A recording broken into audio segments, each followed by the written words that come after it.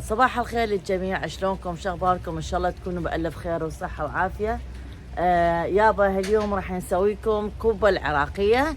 ما طول الدنيا مطر، خلاص راتنا كوبة عراقية. يلا تعالوا شوفوا وصفاتها موجودة يمي، المقادير وكل شيء. هي كوبة مال كلها. ما طول احنا عراقيين واحد، ماكو فرق فلان كوبة وفلان كوبة، هي كوبة واحدة، بس كل واحد حسب المنطقة اللي عايش بها، صح لولا؟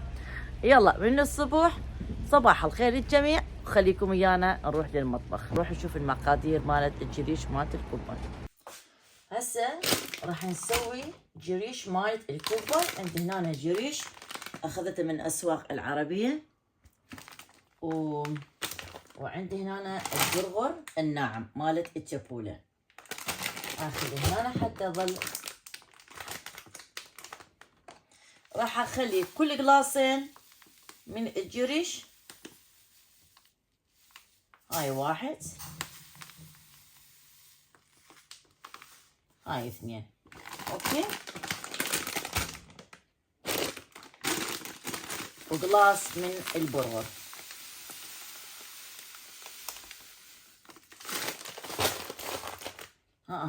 هذا اذا نفر واحد او نفرين، اوكي، كل يعني خلينا نقول شخصين، اوكي. هذا بما انه احنا هواية ما شاء الله، راح ازيد بعد الجريش قدام عينكم على مود لا تصير عندكم غلطة. هاي وحدهن،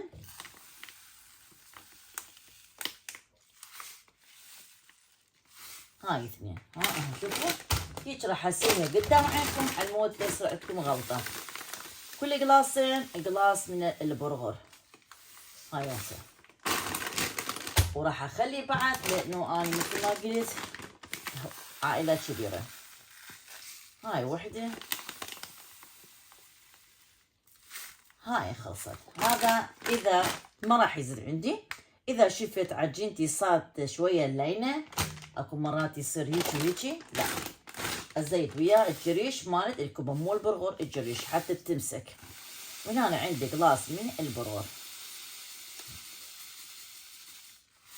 خلاص هذا صار، شوفوا، اوكي تمام. مو وعندي هنا معلقة شوي راح اخلي الملح، واكو قسم العوالي يخلون ويا هذا الجريش كركم لو كاري، ويخلون وياها توابل، مثلا ما اعرف شنو، 7 بهارات او كزبرة او كمون، مرات حسب. هو على كل حال هو راح يصير نفخ. مو يلا هسه خلي اجيب الخلطة مالت الملح، مو مشكلة، اخلطها سوية بهاي الطريقة. وهنا أنا عندي شوية كمية من الماي، ما أعرف كم قلاص، بس حسب البرغر. راح أخلي شوية شوية ماي بالتدريج على مود لا يصير عجينة يمي. أخلطها بهاي الطريقة، وراح أزيد بعد ماي. شوف ايش قد يحتاج، قلاصين 3 4 حسب كمية اللي أنا مسويه.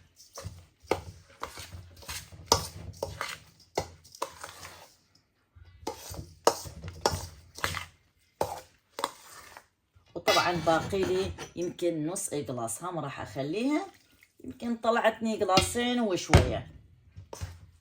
هاي هيك راح اخليها، وراح اغطيها بكيس الليلون 5 دقائق، وارجع له اتشيك مره ثانيه.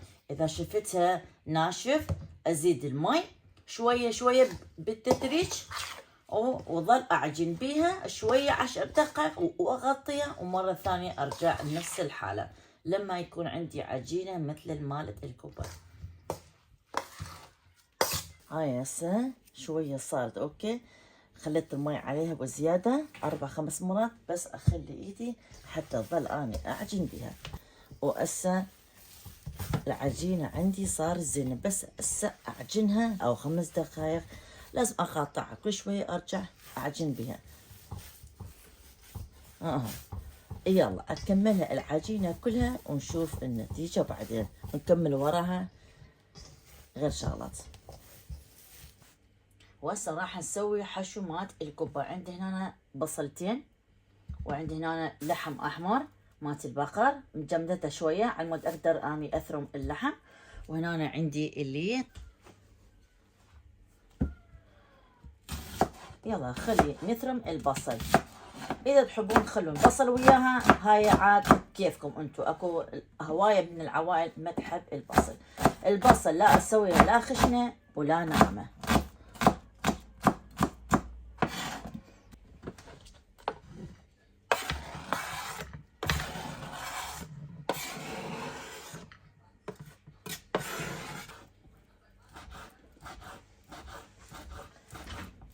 واللي لازم تكون شوية ناعمة، مو كلش ناعمة، يعني يراد بالكبة، يعني عرفت شلون، حتى اقدر احشي الكبة مالتي. يعني ناعمة شوية زينة، مو كلش هواية. وهاي كلها اول شي طبعا اني غاسلة البلية. فتعرفون بالفيديوهات دائما اقول من ايد الى ايد، فهذا الشيء مو زين يعني على مود الصحة. ويلا خلينا نكمل هاي اللية وبعدين نجي على مود اللحم مالتنا.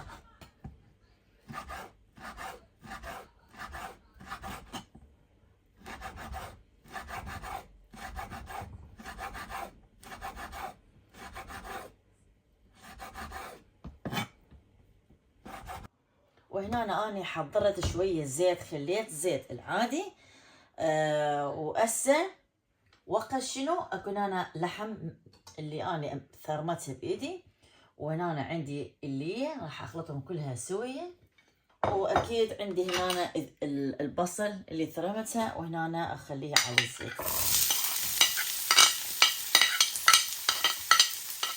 إذا تحبون تزيدون البصل مو مشكلة.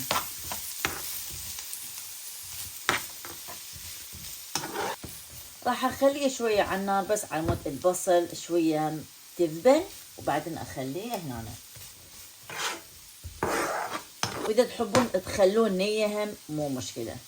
اقول العوائل هواي يخلون نية. وهسه راح اخلي الفلفل الاسود معلقة شوية زينة، وراح اخلي الفلفل الاحمر. هاي حادة كلش. طبعا هذا 7 بهارات كلش طعمها طيبة، جربتها أنا. راح أخلي معلقة من عدها وشوي منها. هاي أخليها على الصفحة. وهنا راح أخلي الملح، راح أخلي بس خاشوقة، أقللها أخاف. وبعدين ورا ما أتشيك كل شيء وبعدين. وهنا عندي دارسين، اللي يحب يضيف دارسين ويا الكبة مو مشكلة. أنا راح أخلي الدارسين معلقة وشوية من عندها، يطلع طعم الكوبا كلش طيبة. هاي خلصناها. البصل تاخذ اللون حتى افرغها هنا. هاي لازم اخلطها هيك كلها، هاي المواس تقدرون بايدكم بعد احسن. وهنا هاي وقتها خلصت. راح اخليها بس على النار الهادئ. طبعا الطباخ مطفية ما عليها شيء. هاي كلها افرغها وظل احرك بيها بهاي الطريقة وبس.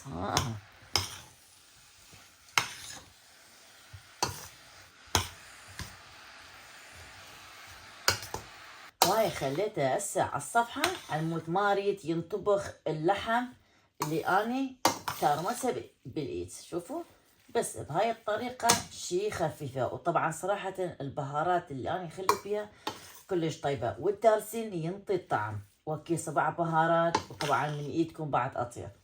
هنا هاي كلها خلصتها، وراح اخليها ترتاح حتى تكمل النتيجة وراها. طبعا اني سويت هنا كوبة كبيرة، كوبة السرايا او كوبة العادية مات الموصل.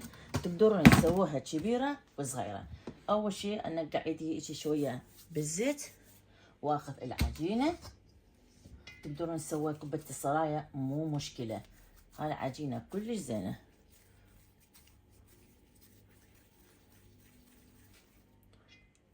بهاي الطريقة وتفتحوها، بس لا تفتحوها من بس الاطراف. هاي عفوها شوية، واكثر شي سووا الاطراف مالتها. شوفوا اكو قسم منهم يسوون طريقة غير شغلات مثل هيك يسوون هما. عادي هم يصير. اوكي، هم تفتحوها بهاي الطريقة. لازم تدهنون ايدكم هيجي على مود لا يلزق العجينة بايدكم. اوكي، هنا ما فتحت هواية، وراح اخلي كمية طبعا بالايد لازم، مو بالخاشوق ما راح يضبط. كمية الحشو بكيفكم.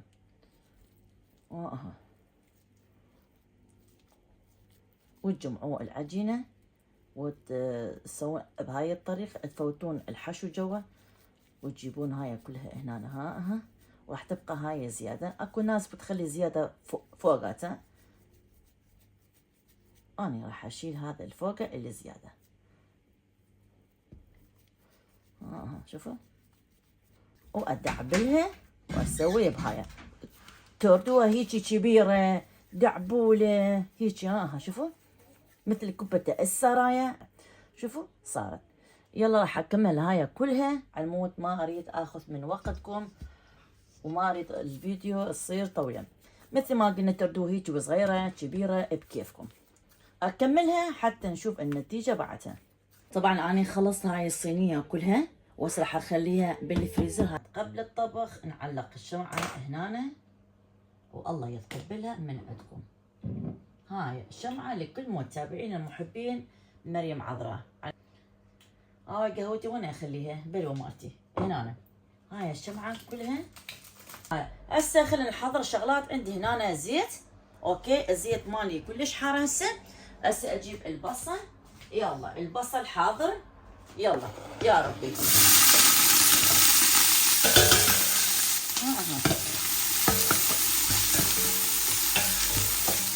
اخليه هيك شويه تاخذ راحتها حتى يتغير اللون مالتها. اوكي، وشنو باقي عندي هنا؟ الباذنجان. خلي اوقف هاي الشغلات حتى نشوف الفيديو. القهوه مالتي على الصفحه.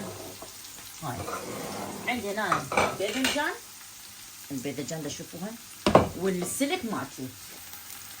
وهنا بدت اللون دا يتغير تشوفوها.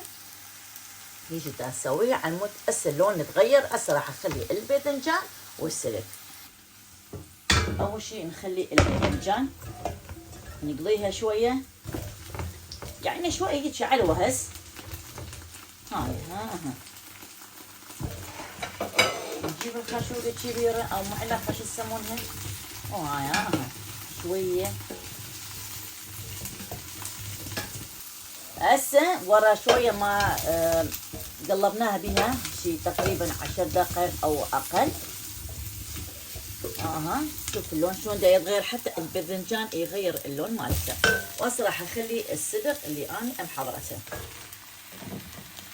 هاي كلها لا تخلوا ولا شيء بالماعون، يعني حرامات مو شغلي كل شيء. شوفوا اظل نقلب بيها بهاي الطريقه.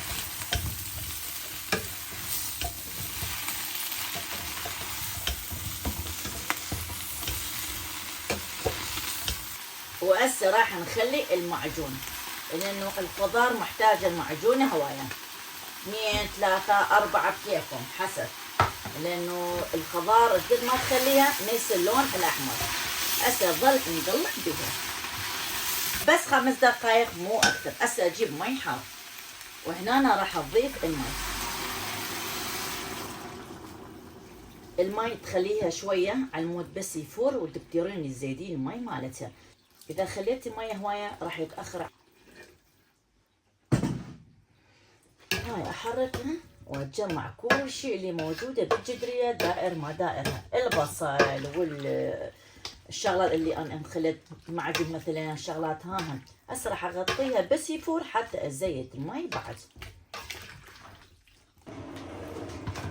وهسه بدا يفور المرقه مالت الكوبا. هسه هنا راح اخلي شويه السماق. طبعا انا خليت شويه المي مالت السماق 3 خواشيق. اذا تحبون تضيفوها ضيفوها، يا انتو بكيفكم. صفيتها ما خليت ولا قطره بيها.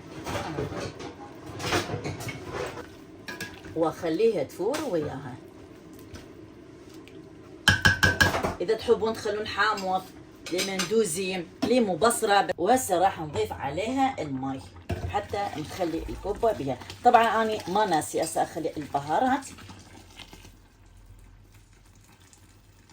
البهارات المطلوبة مو كلش هواية، انتي حسب الرغبة. تردين فلفل أسود ضيفي عليها.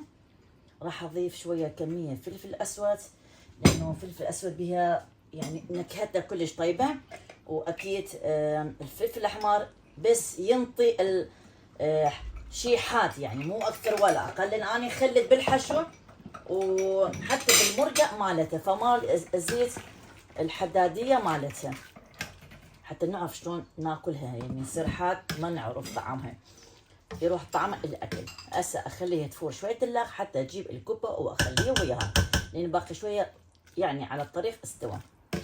يلا بس تفور شوية حتى أجيب الكبة وأخليه وياها. هسه راح أخلي الكوبة اللي أنا مسويتها. هاي الكوبة شوفوا دعبلوهم مرة ثانية، خليتها شوية بالفريزر.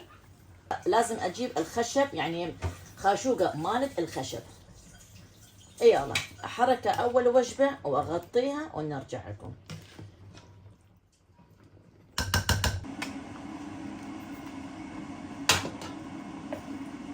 بدأ يفور أول وجبة.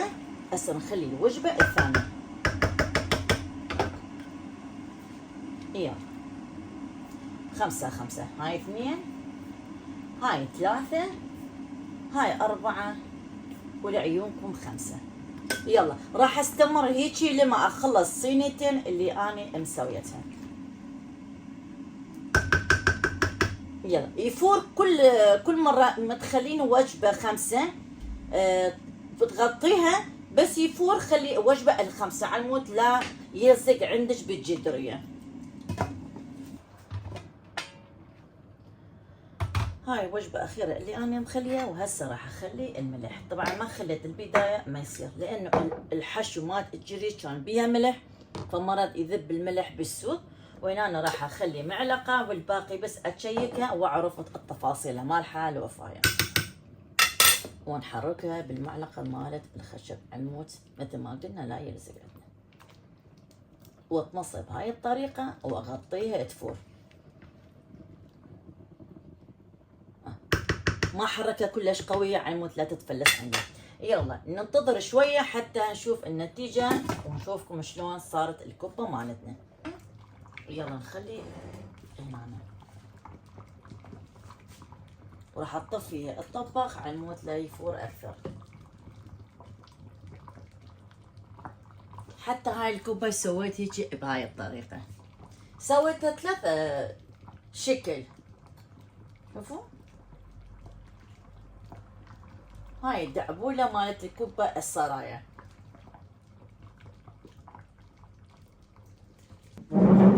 هاي خلصنا الكبة وجبناها على الميوزة. وحدة كل وحدة تاخذ لها شفشر مالتها. بعد هسه راح اقصها قدام عينكم حتى تشوفون الحشو مالتها. خلينا نشوف هاي الكبيرة الأولانية. ما هي الطريقة. واو شوفوا الحشو مالتها.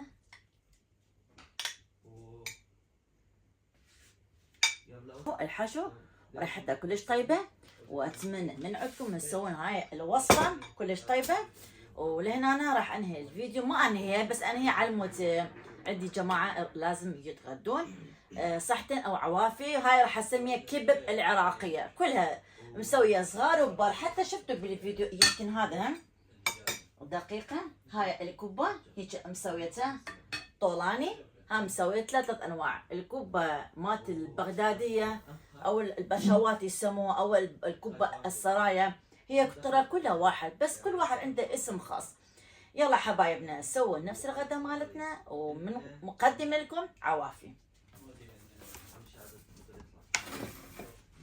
هذا صاحب البيت مشتريها وراد بيوخر كل الشجر اللي موجود هنا. هاي طبعا مالته، وراد يوخر كليات هذا.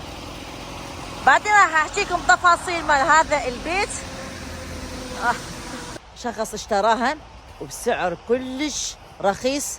وبس نكمل هاي الحديقة راح نراويكم مكان كم طابق يعني. بس نكمل هاي الحديقة ويجي صاحب البيت يفتحها. هذا صاحب البيت يكون صديق أدور، وألف مبروك له وعبالك كل واحد يشتري بيت ويتهنى به إن شاء الله. ونشوف كم طابق وكم غرف وشنو تفاصيلها، موديلها شنو. اوكي، ونشوف الحديقة ما شاء الله كبيرة كلش. ما اطول عليكم السالفة حتى نكمل سالفتنا. لابسة ملبس مالت الشغل ونحن بالمطر.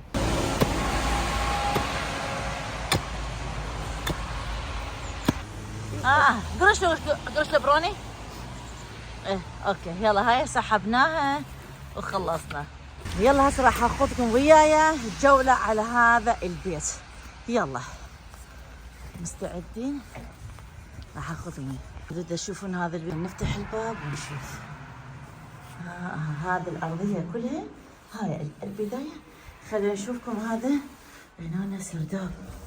اوه ما انزل بس دقيقة. ما معلوق الكهرب، مو موجودة بلا بيبه. شوفوا السرداب. ننزل. يلا تعالوا اطلع وياكم يا ربي. السرداب شوفوا. هاي السرداب.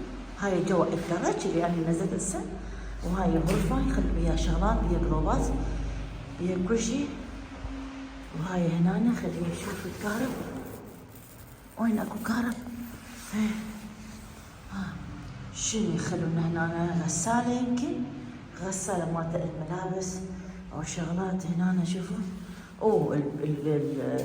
وهاي هنا بيعلقون الملابس. اوكي، هنا بيعلقون الملابس مالتهم.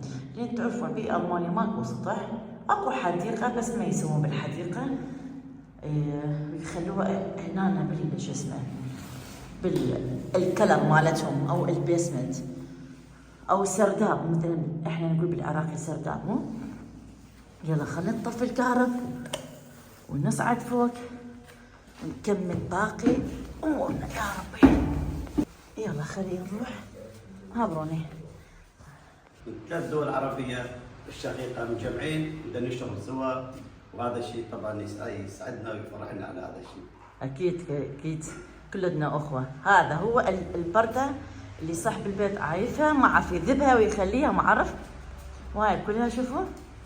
هاي حلوه الديكور اللي مخلتها صاحب البيت خطيه. هاي كلها. هذا مالت الحراره كلش حلوه. صاحب البيت اكيد راح يبقيها، ما راح يذبها. هذا الدرج بعدين اساعدكم فوق. هاي من هنا. هاي غرفة. هاي البردات حلوات ما شاء الله. هاي كل الديكورات مخلينها هنا.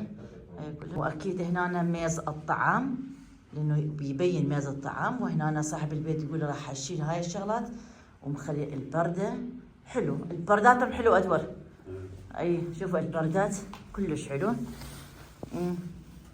من نوع البردات الثقيلة ترى، مو خفيفة.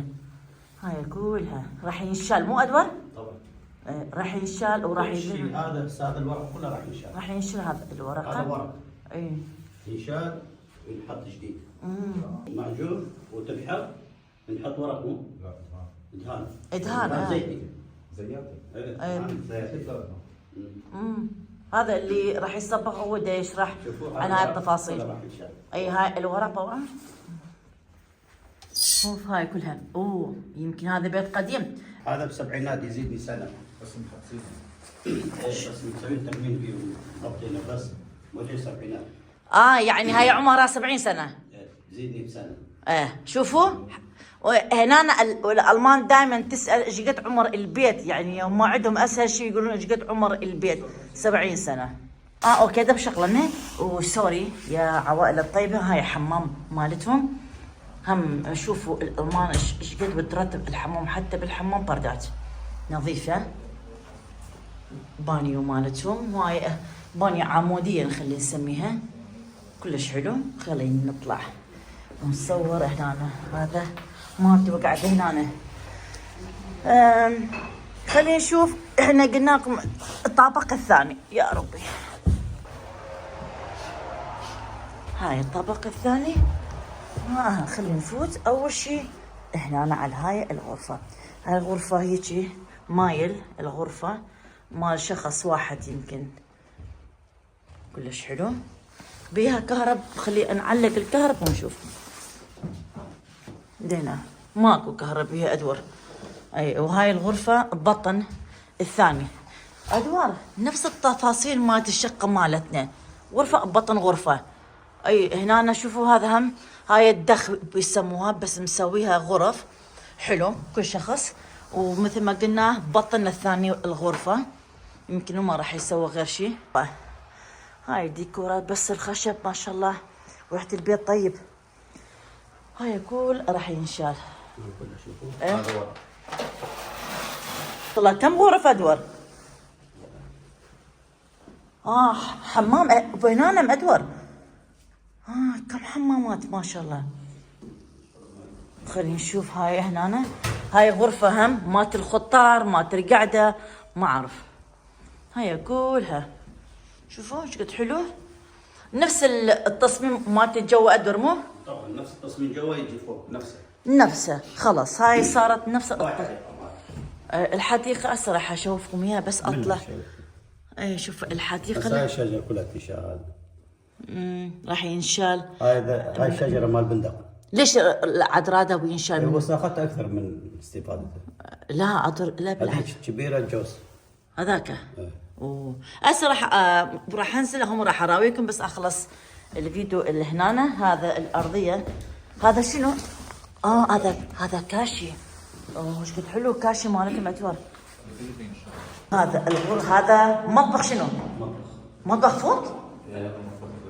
اي هذا المطبخ فوق مو الطابق الاول. لا بيخليهم مطبخ تحت، بده يعملوا الصالون. شفت هاي الفسحه الجوانيه بده يعملوا نفس النظام الفرنسي. هاي الحديقه هاي مالت البندق راد ينشال. طبعا الحديقه راد اسبوع يمكن اكثر. هاي حديقه هاي راح ينشال يمكن. وهذا الحلو مسوينها شوفوا. هاي كلها راد ينشال صراحه. هو قال شيلوها ما نريدها. وهنا عنده نافوره بصغيره. ديكور حلو. هذا بالنافوره هذا قاعد هنا خطيه. الله يساعدك. هذا هم رادت كلها ترتيب وتنظيف. اني ادر راح نسويها لان هاي شغلنا. اوكي عندنا بالكتاب موديلات هاي بالتصميم. يلا راح اشوفكم هذا البيت من هنا. خلينا نفوت. هاي غرفه فارغه. هاي مخلي بيها ما ادري شنو. الله اعلم. المهم مالت المشاوي. صور احلى من البيت. والله احلى من البيت. اي عافيه. لان هنا خاص مشاوي. مشاوي راح يسوون. هذا غرفه بيخلون بيها كم شغله بسيطه حتى يسوون مشاوي. والحديقه هذا تنشال ادور. هذا الجوز. لا عاد جوز. هاياته حصلنا جوز واحد. يلا وين اي هاي كلها. هذا بده ياكل جزء من الصبح. هذا شنو؟ هذا المخزن مالت المكاين والمزرعه. وهذا هنا يخلون بيها شغلات. شوفوا شلون اللب مالتها. فريش. هاي نقعان كله ماي ادور. اوكي حبايبنا لهنا أنا راح انهي الفيديو مالتنا. تحياتي وسلامي لكل الناس الطيبين، وربي يسعدكم وين ما كنتوا. عقبال الكل اللي يحب يشتري البيت ان شاء الله يكون مبروك عليه، وان شاء الله يتهنى به هو وعائلته يا ربي. جوز حبايبنا. باي.